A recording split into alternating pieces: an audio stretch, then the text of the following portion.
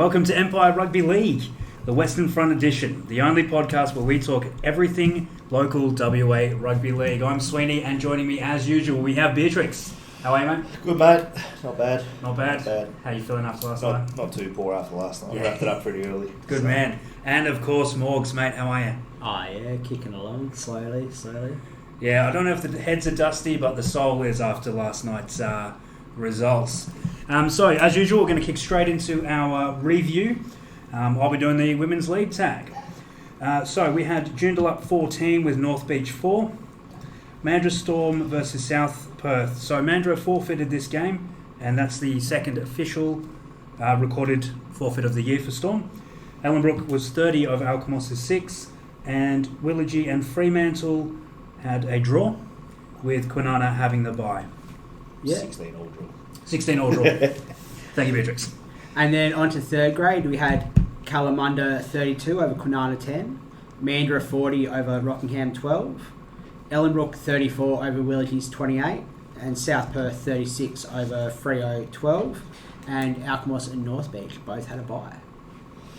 And boys, we actually had some footy in Val Murphy this week, so it's good to see that competition back up and running. Kicking off the round with North Beach 30 points over Joondalup 0.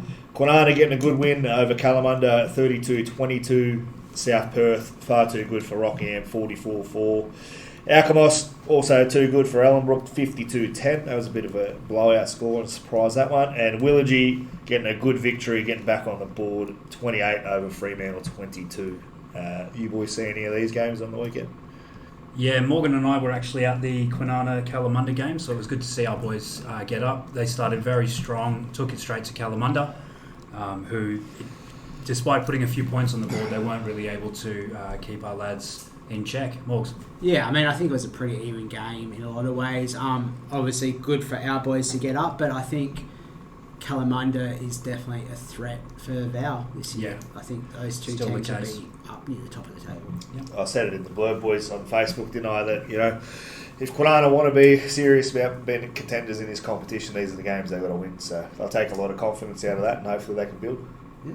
Agree. Cool. So moving on to the Women's Premiership, we had Willagee 14 over Joondalup 10, Ellenbrook 22 over Freo 0, and Kalamunda had the bye. So what did we see of these games, boys? Any thoughts? I didn't actually see the game, but just looking at the score for Ellenbrook over Fremantle, that has sort of surprised me. I would have expected Fremantle to get on the board with that. But good for Ellenbrook. Their clearly systems are working and they're staying fit and being able to put the points on the board and be good defensively as well. Yeah, from what I saw, I think both teams, a lot of players coming back from the cast. I thought it might come back with a bit of exuberance, but maybe a bit of travel fatigue and a bit of sort of a lot of runs in the legs over like that last week. I think both teams are maybe down a bit on where they'd like to be and where they normally are. Yeah. And Ellenbrook's just slightly superior depth and maybe talent got them sort of that win, but it probably was a bit of a scrappy one. But yeah. Yeah, looking at the side that ran out for Fremantle, here they rested a few of their state players for that game.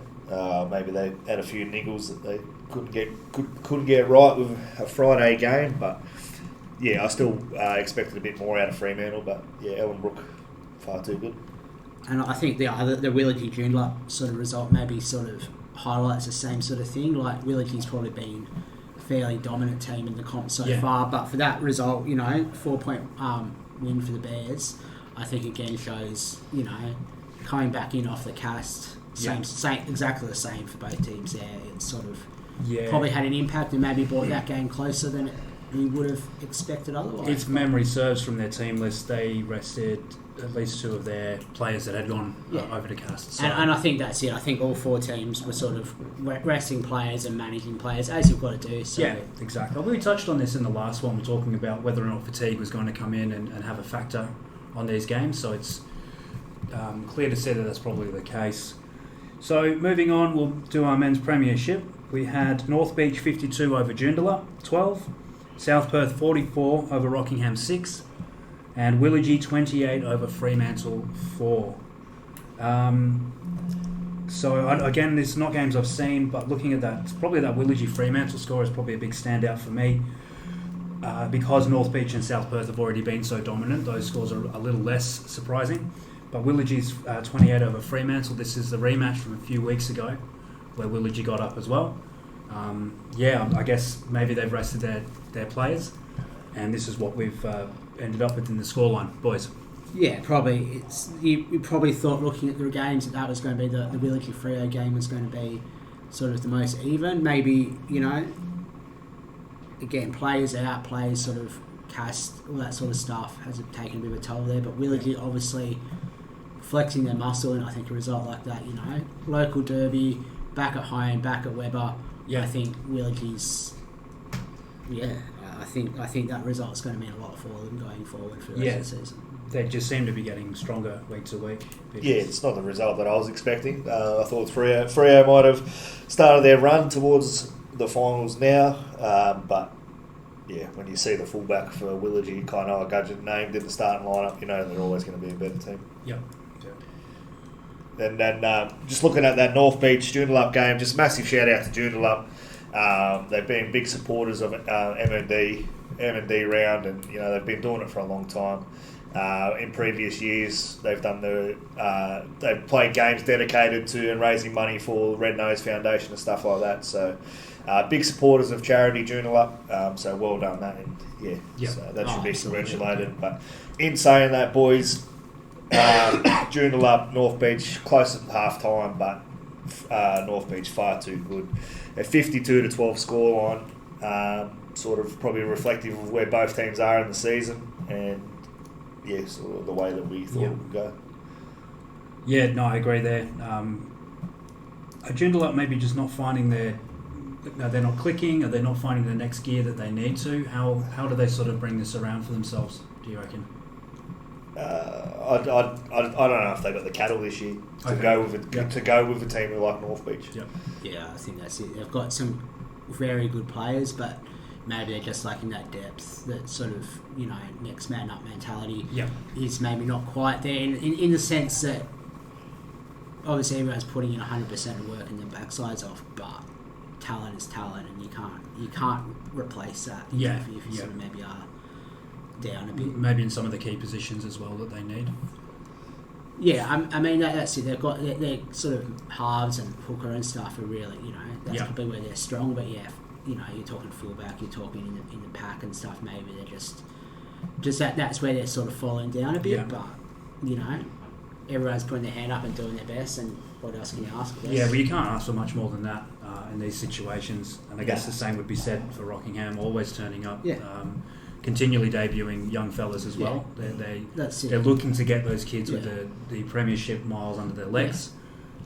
So maybe the same is sort of happening at Junior. That's it. Both clubs, I think, in a very sort of similar position of short-term pain for long-term gain. From all reports, though, boys, that 44-6 scoreline South Perth over Rockingham was in no way a reflection of the way that Rockingham played. Yeah, excellent. The young guys all done really well, and obviously just South Perth a bit too much class and experience. Got the scoreline to where it is, but like I said, by all reports, not a reflection of how the game actually went. No, that's good to hear. I mean, we've been talking pretty much every week about how Rockingham are doing the best they can with their debutants. So I think again what Morgan said, it's short-term pain for long-term gain.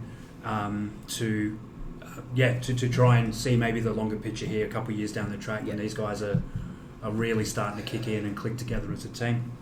Yeah, it's good. It's good. Like, we're not having teams forfeit, so that's a good thing, Speaking of which, we're actually going to move on to our next topic, which is to do with the forfeitures. So we're just going to point out as well that this is in no way sort of an attack on anyone or anything at all.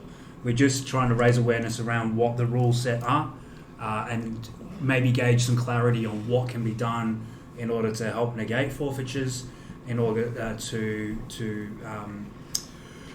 the rules set around what can be done as well. What did you find around the rules for WA regarding forfeiting? Not as much as I thought. I'm going to chuck out a couple of other states' rule set, and then we'll have a look at what we think is the best option here in WA. And the reason that we can sort of look at what other states have that we can't look at what WA has is the ops manual. Yes, sort of manual. Outlines like the rules of the game. I Yeah. guess the governance of the game is not currently available on the governing body website from what we've been able to find. Yep. Whereas the other sort of affiliate states and territories have theirs on their website. Seemingly have it more accessible than perhaps ours is. So with the Northern Territory, this is the rule set we found around it is a forfeiting team will record a loss of 0 to 20. So the team that does not forfeit gets 20 game points. The forfeiting team loses 2 competition points, while the opposition will gain 2 points above the for and against. This one also is a forfeiting club to be fined $500, which is payable to the governing body, with half of that, $250, passed on to non-offending opposition club. Any team forfeiting 3 times throughout the season will be suspended from competition and fined $100 per remaining match on the regular season draw. Boys, what do you think about Northern Territory's take on forfeiting? I mean, it's sort of what I would expect, I guess. The for and against is probably maybe a surprise to me that it's so little. But I think, 3 games, if you're forfeiting that many games in the season, well, yeah, this probably shouldn't be in the comp. Correct, yeah. Unfortunately. That's probably a reasonable take on that. Beatrix, what do you reckon, mate? Yeah, pretty good. The money fines, I don't know sort of what cash flow clubs have got over there, but at grassroots footy, I know money's not a big thing for clubs to have a lot of it, so I mean, if a club's struggling enough that they've got a forfeit, is taking money off them going to help at all? Or do you feel maybe the financial aspect is a way to really dissuade? Some clubs, if they're forfeiting, maybe the idea of competition points or collective points is not as, well, it's just points, we're going to lose anyway, but the fine, that's to say, look, we're going to have a very real and visceral consequence for forfeiting in the terms of that's money out of our pockets, that's money away from next year, so, I think it depends on what grade it is, like, when you're talking money. If it's first grade forfeiting, I can probably agree with the money, because I suppose $250 of that going to the team that got forfeited against, that's probably compensation for money that they're going to lose over the bar if they got gate takings, all that sort of stuff. So I could probably sort of make sense of it that way. Yeah, cool. So moving on for that, we've got Victoria's rule set. So the forfeiting team actually records a loss of 50 points to 0. So the team that doesn't forfeit will get 50. Yes, 50. It's a 50 nil. Yeah, 50 nil, which is that's a hefty old amount of points, isn't it? The forfeiting team will lose 2 points, while the opposition gain 2 points with the above for and against. The forfeiting club is to be fined $900 for men's premiership and $250 for women's league tag. That's payable to the governing body, with half of that passed on to non-offending opposition club. Again, any team forfeiting 3 times throughout the season will be suspended and fined the applicable amount between $450 and $125 for men's prem and women's league tag per remaining match on the regular season draw. Again, with half being passed on to the opposing teams. Any club forfeiting the highest grade in men's or women's will lose hosting rights for the whole club next applicable round. If not applied that season, the offending club will lose 1 hosting round the following season. So, I mean, Victoria really swinging the hammer on some of those rules. What do you guys think of that? I mean, if you're forfeiting first grade and trying to field a reserve grade or third grade side, that's just ridiculous. So I like that idea, because if you can field a reserve grade team, you can field a first grade team. Yeah. They might not be up to the standard of competing as much as you'd like, but it's there. That's it. If you're forfeiting, you're forfeiting your lowest grade.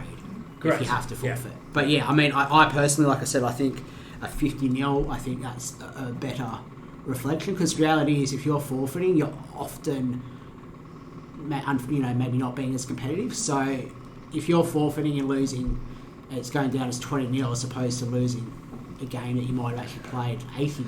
Yeah, that's right.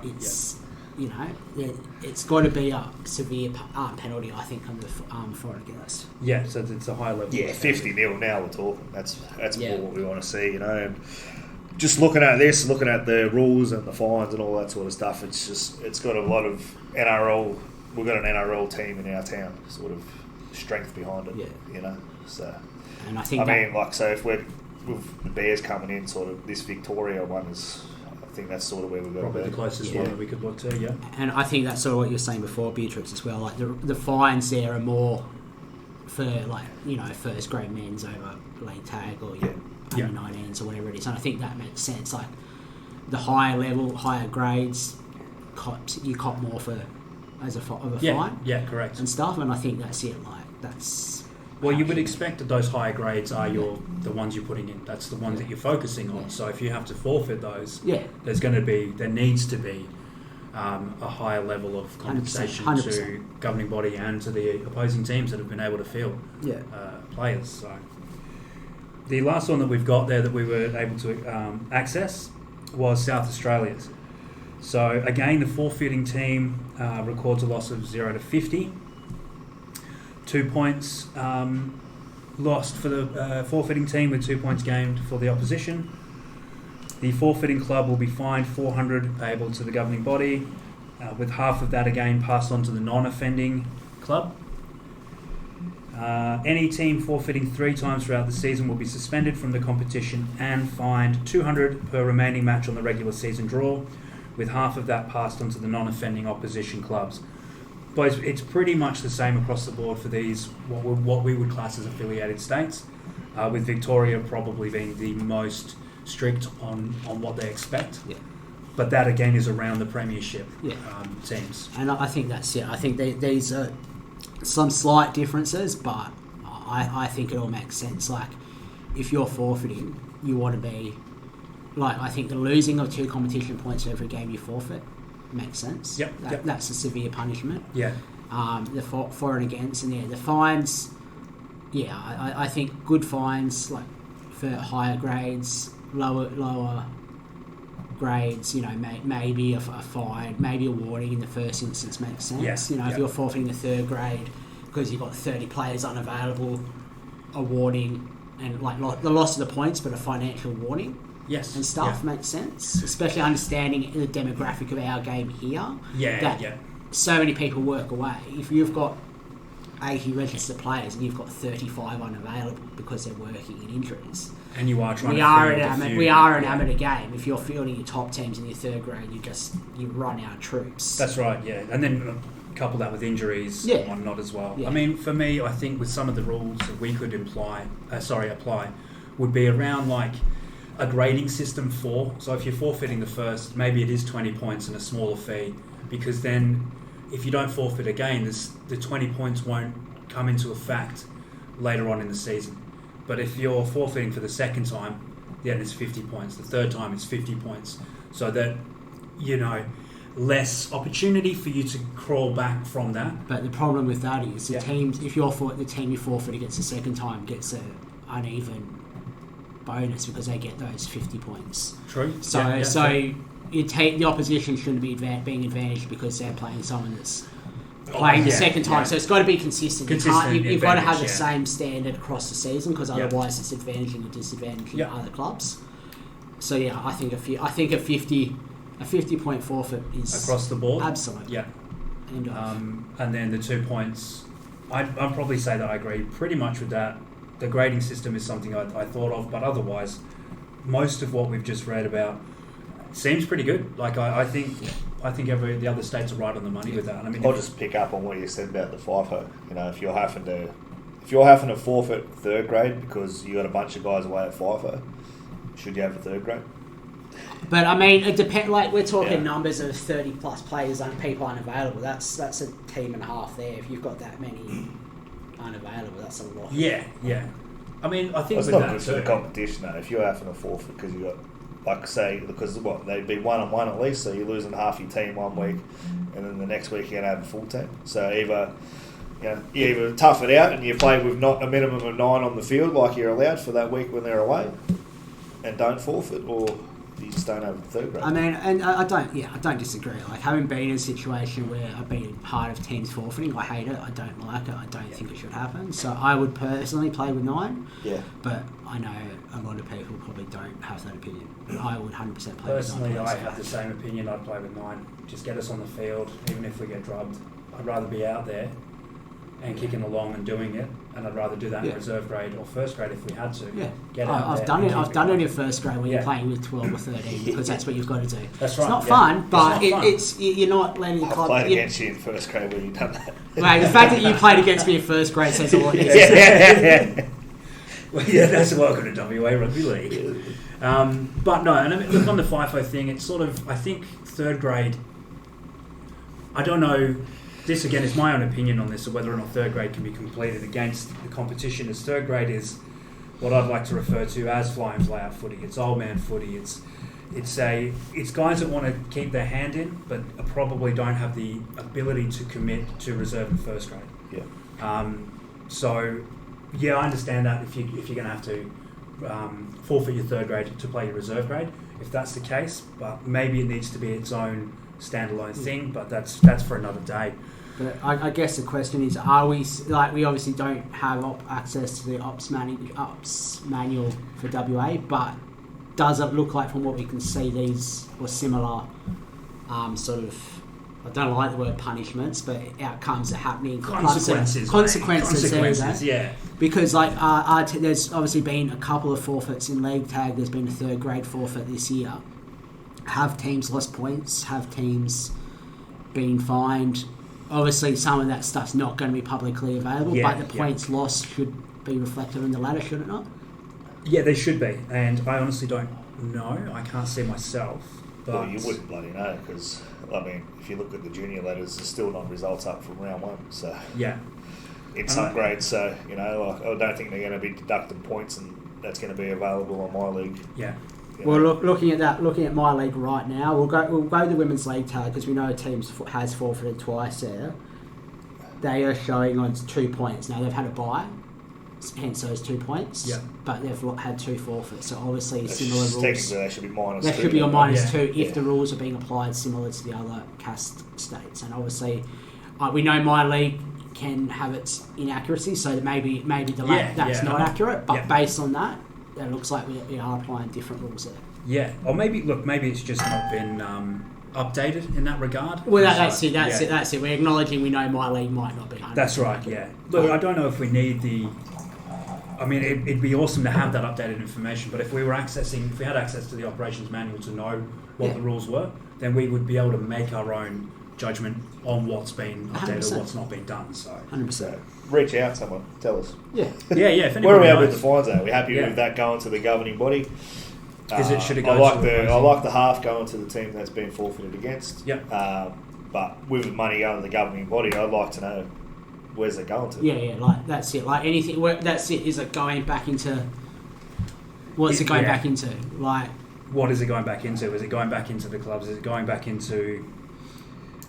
Is it going back into extra staff that can help? Well, that's what I was going to say, because that's obviously, you know, given the way of what things are happening or not happening through the competition, it's obviously there's a shortage of staff, and everyone that is on the staff is obviously stretched as far as they can go. And I agree. they do a lot of work outside of their paid hours.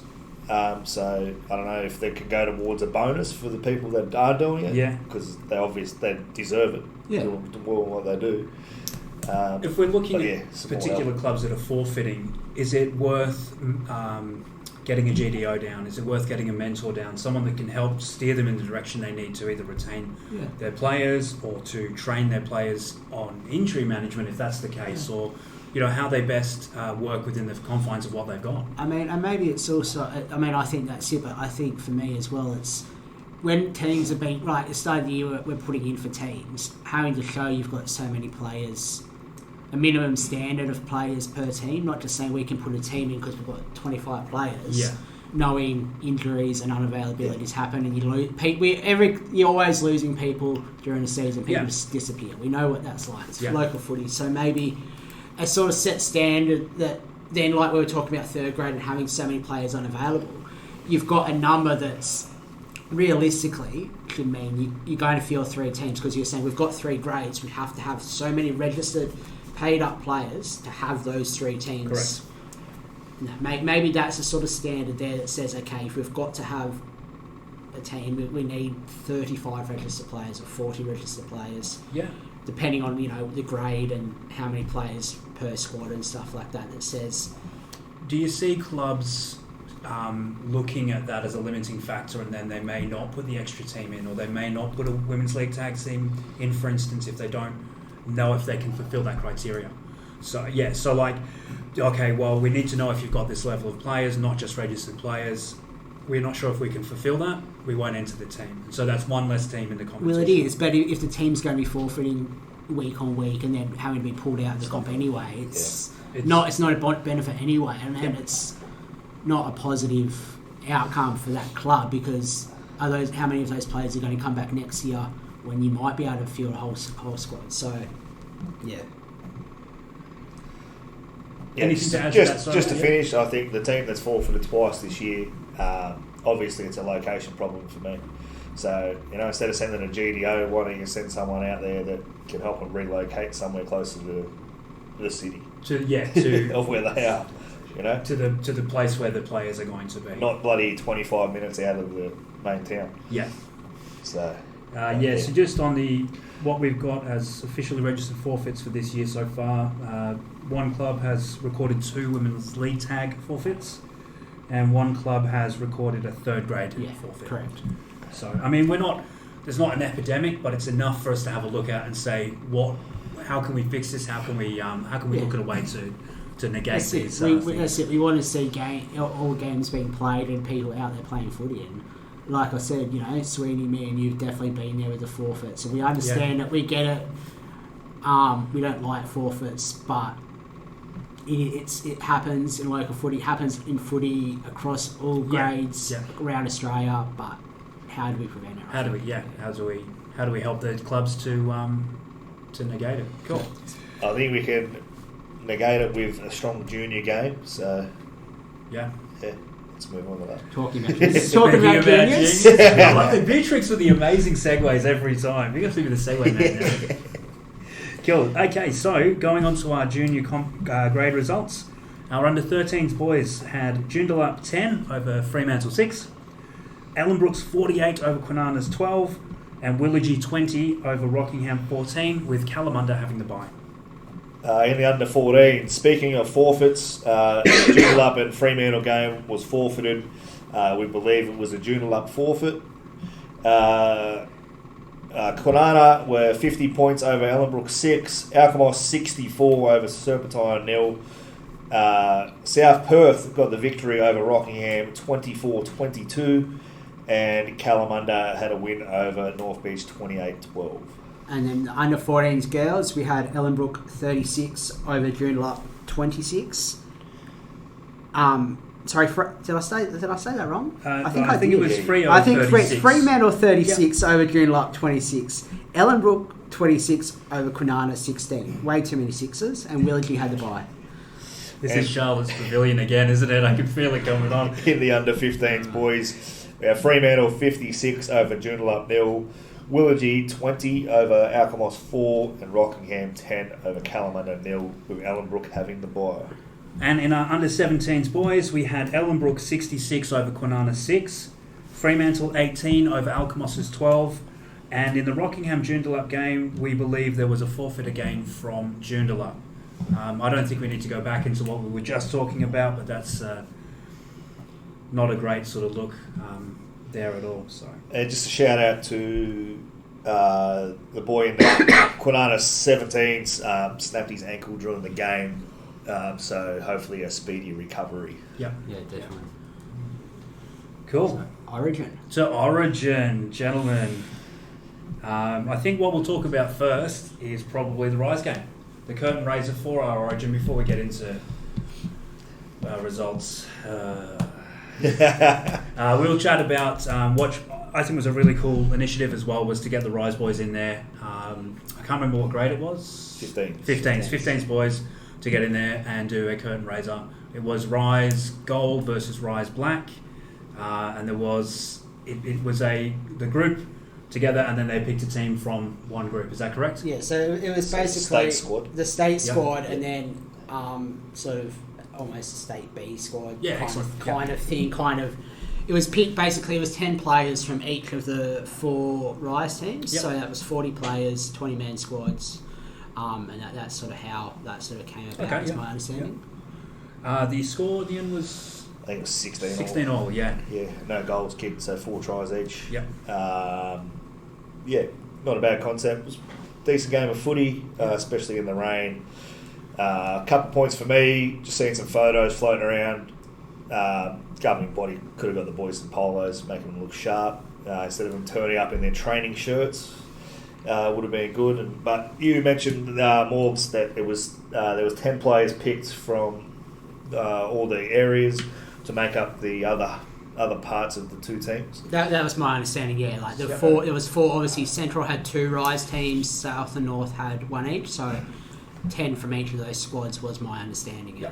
So my question is, did we pick the 10 best from the carnival, or have we picked the 10 best of people that know people? No, people, yeah. Because it seems there's a bit of nepotism in some of the selections, in my view. Yeah, look, again, I think it's a really great initiative, and I'd like to see it happen more and more often if we can do curtain raises before NRL games as well, to allow these kids to play on a bigger stage in the wet and at Optus Stadium. It's a pretty amazing thing.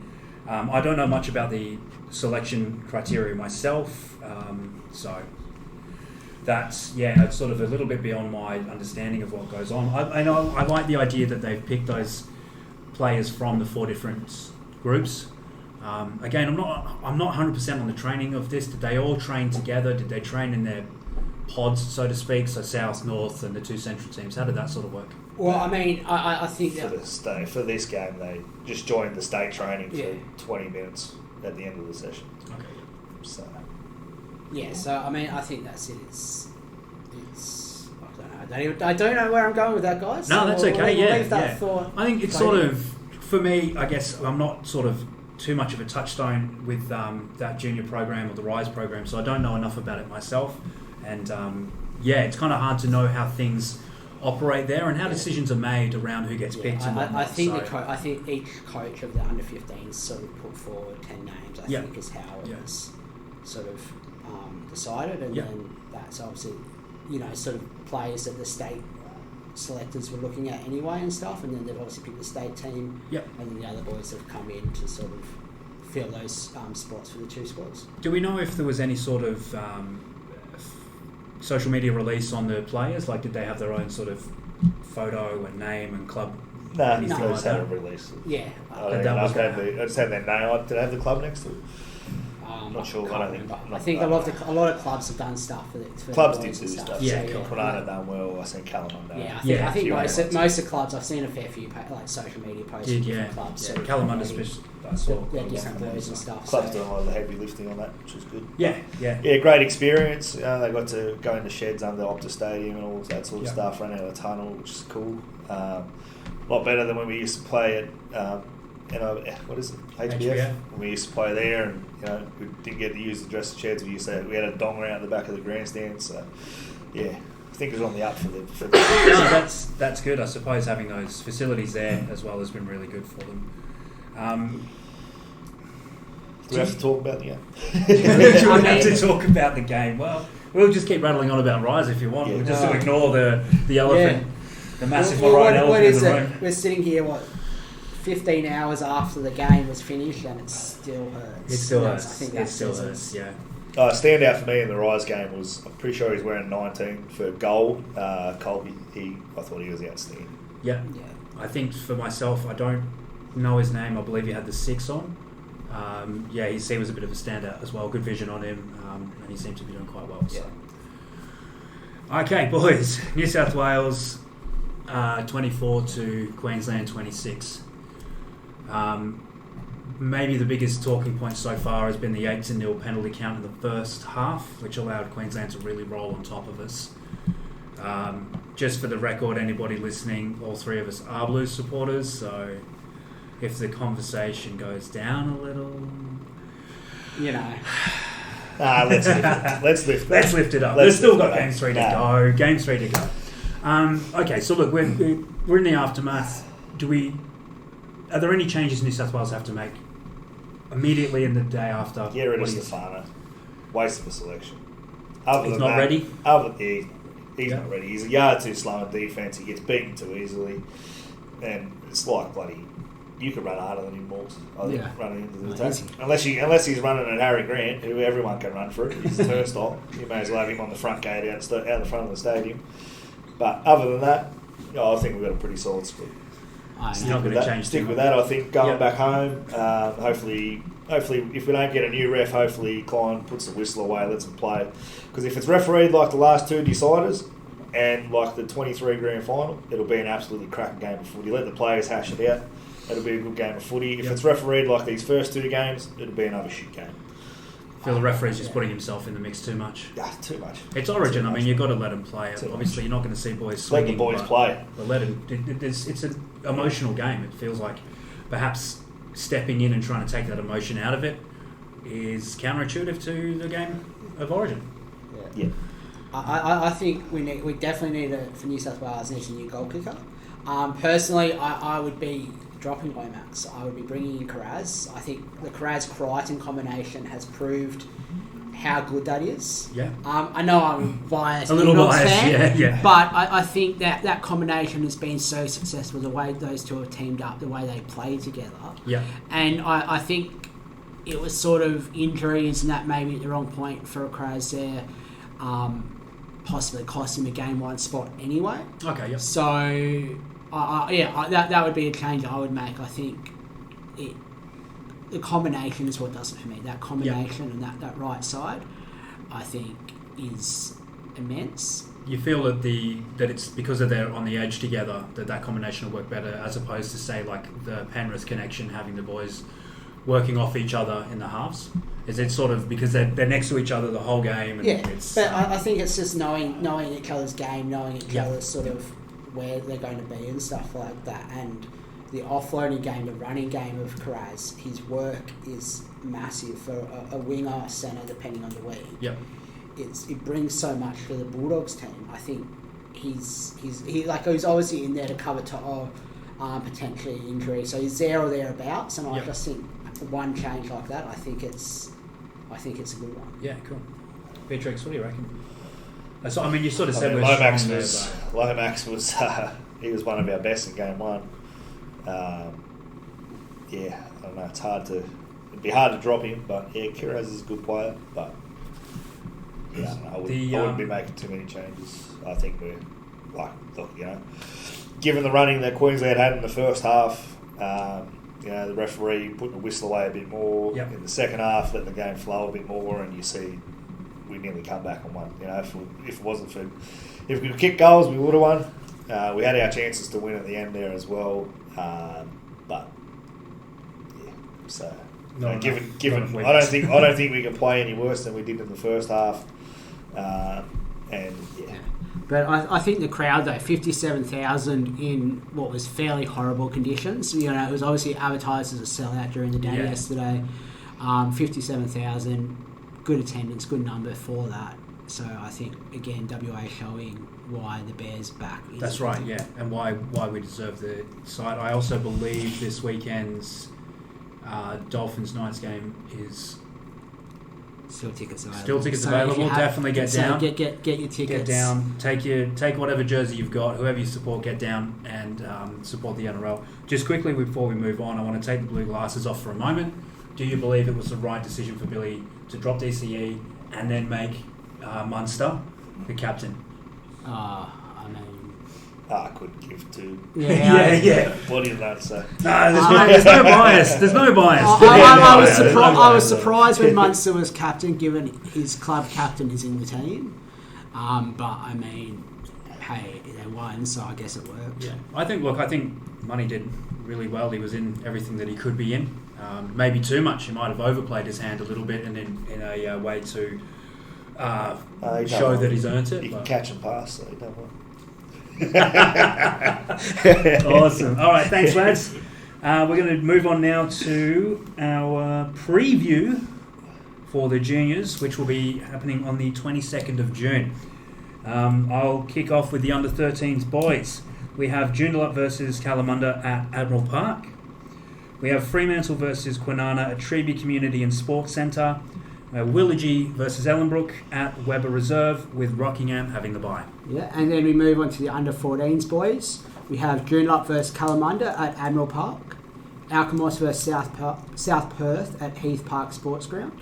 North Beach versus Rockingham at Blue Force Park. Fremantle versus Kwinana at Treeby Community and Sports Centre. And Serpentine versus Ellenbrook at Weber Reserve. 14s girls, we got Fremantle versus Kwinana at Treeby Community and Sports Centre, and Willagee versus Ellenbrook at Weber Reserve, with Joondalup Giants getting the bye. Yeah, and then the 15s boys, we've got Joondalup versus Kalamunda at Admiral, Alkimos versus Rockingham at Heath Park, and Willagee versus Ellenbrook at Weber Reserve, with Fremantle on the bye. Moving on to our under-17s boys, we have Joondalup versus Ellenbrook at Admiral Park, Alkimos versus Rockingham at Heath Park Sports Ground, and Fremantle versus Kwinana, also at Treeby Community and Sports Centre. So again, it's like obviously it's the only local footy you're going to see this weekend. There's no seniors, so get on down. Get down. Support your juniors. Buy a burger, buy chips, buy a Kiwi dog, Pluto pup, Dagwood dog, corn dog, whatever you want to call it. Sausage on a stick. Yeah, sausage on a stick. Get down there, support the juniors. If there's any version of that we have not said on this podcast, please write in, because there's got to be more ways to call it something with a Frankfurt on a stick with batter on it. I don't know. Did you say Pluto pup? I think we did say Pluto pup. Yeah. Perth Sanger stick. Perth Sanger stick. Yeah, can we make it one of our own? Anyway, no senior footy, boys, because the Dolphins game's in town. Yeah. Obviously, don't have regular NRL, so everyone should be wanting to go to this. But my question around this is, if the Bears are playing on Saturdays, are we shutting down the local comp when that comes in? How many times would we do that? How many times would we have to stop playing? Yeah. I mean, that's it. You can't do it. Like, obviously, it's easier to do when it's a one-off thing or a twice-off thing, but reality is from 2027, you're going to have NRL games here and people unable to attend because they've got junior footy or senior footy. That's right, yeah. And you'd think that this kick-off time that they've got this week, the 3 o'clock kick-off over here, is going to be quite popular for the TV rights. Correct. Having the Bears in the competition. Yeah. So it'd have to be. At least that, I don't see it going much later than that.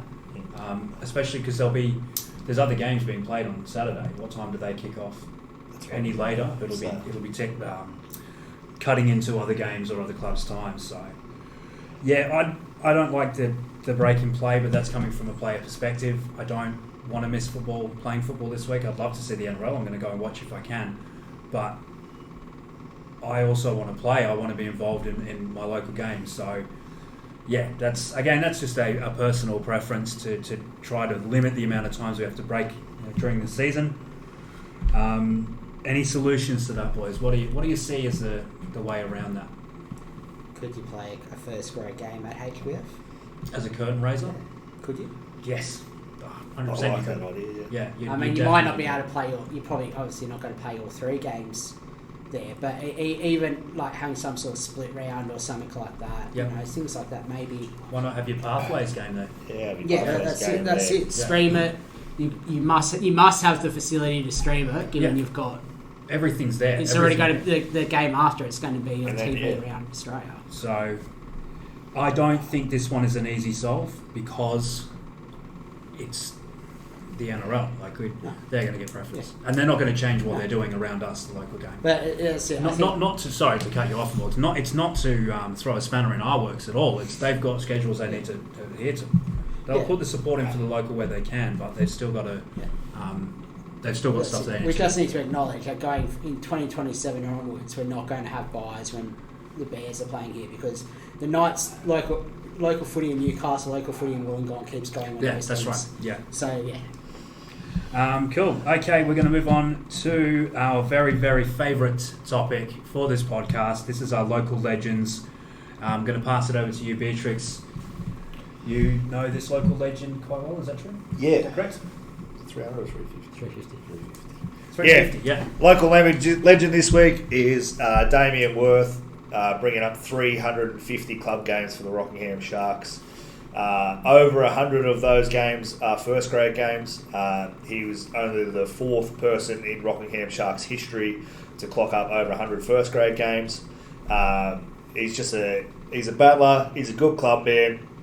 The amount of times that he's just done his job, gone back down to reserve grade, come back up to first grade when needed, and just plugs away, just does his job, just does anything for the club. The whole family's involvement in the club has been huge. Yeah. What did he make the SG ball squad for the Reds back in 2012? I think it was. Yeah, right. Yeah. Perth City representative as well.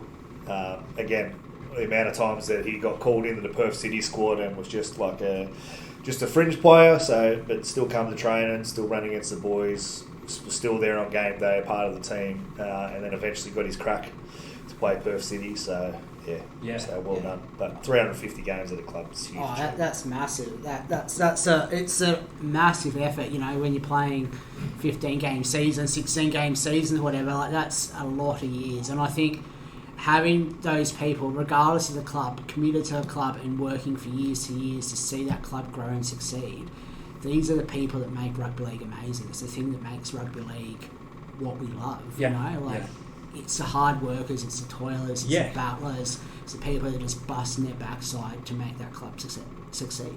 I know it can come across as kind of a cliche, but it's a working man's game. It's a working person's game.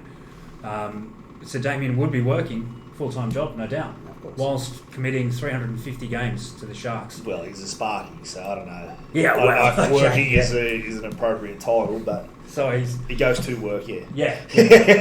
So he's an electrician by hobby and a rugby league player by profession. But no, it's again, and congratulations and well done, Damien. We need people that want to love the game and want to stick around with clubs, and bring their families through as well. Yeah. Because that's it. Again, we talk about it every week. It's a community, and it's about loving rugby league. Yeah, well done, Dama. Awesome effort. Cool. All right, thank you so much for joining us again this week on the Western Front. Until next time, remember, train hard, be kind, and love rugby league.